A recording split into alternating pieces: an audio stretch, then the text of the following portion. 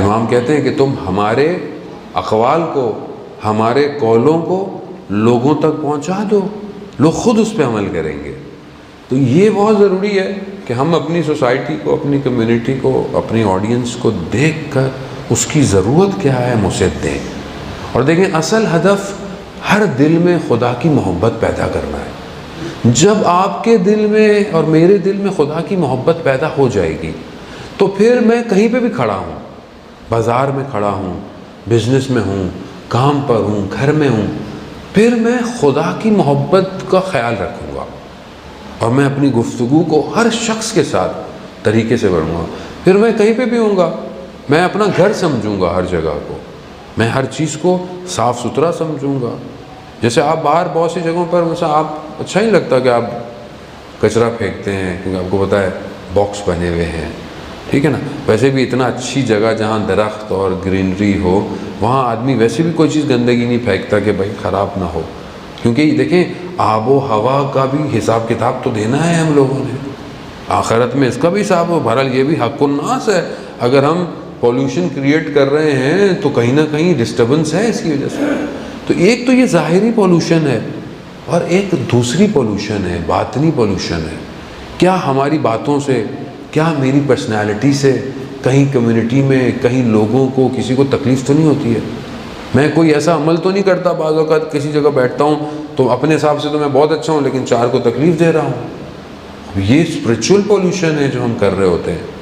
تو عزیزان محترم ہم اس کا خیال رکھیں اور دعا کریں خدا سے کہ خدا ہمیں بھی بیدار کرے۔ ایک مشہور لکڑہارے کا واقعہ جو جانوروں کو چراتا تھا، جانوروں کو لے کے بیابان میں کیٹل شیپ کو لے کے، تو ایک دن اس نے کہیں قرآن کی تلاوت سنی۔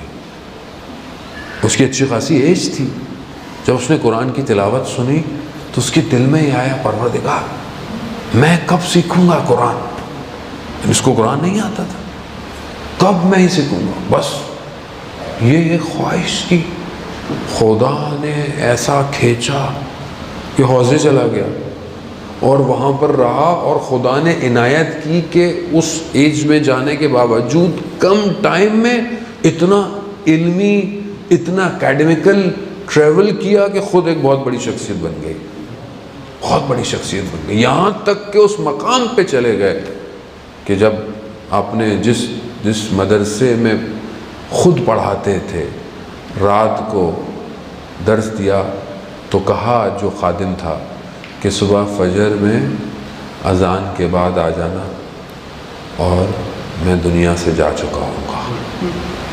خود گئے کمرے میں، کعبہ کی طرف منہ کر کے خود سو گئے۔ جب صبح اٹھے طالب علم اذان کے وقت کہ استاد کو دیکھا نہیں، جا کر کیا دیکھا کہ استاد دنیا سے جا چکے ہیں۔ خوب یہ مقام مل جاتا ہے، اندر تڑپ ہونی چاہیے، تڑپ۔ میں اور آپ، میری تو دیکھیں نا وائٹ ہو گیا سب، زندگی گزرتی جا رہی ہے، کلر کیوں نہیں کرتے ایک الگ بات ہے، لیکن زندگی بڑھاپے کی طرف ہے۔ یعنی اب ہم خوش ہو رہے ہوتے ہیں، ہماری عمر بڑھ رہی ہے، ایج بڑھ رہی ہے، اصل عمر گر رہی ہے۔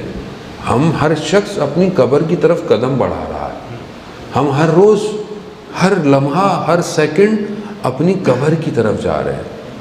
تو اب ہم کب متوجہ ہوں گے خدا کی طرف؟ کیا قبر میں جا کے متوجہ ہوں؟ تو وہاں تو آپشن نہیں ہے۔ تو یہی ماہ رمضان ہمیں اپرچونٹی دے رہا ہے، خدا کہہ رہا ہے کہ میں تمہارا میزبان ہوں، میں تمہارا ہوسٹ ہوں، تم کیوں نہیں میری طرف توجہ کرتے؟ بار بار کہہ رہا ہے شہر اللہ، یہ میرا مہینہ ہے، یہ میرا مہینہ ہے، سب کچھ ہے مگر خدا نہیں ہے۔ عزیزان محترم گھنٹی بھی بج رہی ہے، کہہ رہی ہے کہ بس کر دیں، لوگ ٹینشن کے اندر آ گئے ہیں۔ اسی دعا کے ساتھ کہ پروردگار امام زمانہ کے ظہور میں تعجیل عطا فرما، ہمیں ان کے ناصروں، ان کے مددگاروں میں شمار فرما۔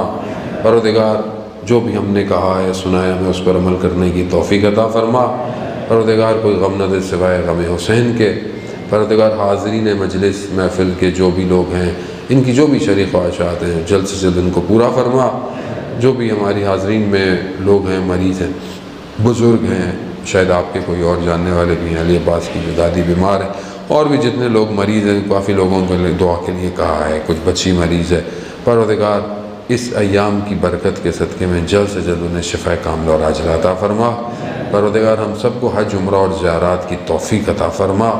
ہمیں کوئی مشکلات جو بھی جہاں بھی مسلمان مشکلات میں، ماہ رمضان میں، عمروں میں، باقی جگہوں پر بھی جہاں پہ بھی مومنین مسلمان اس ماہ رمضان میں مشکلات میں، پروردگار اپنی رحمت کے صدقے میں ان کی مشکلات کو دور فرما۔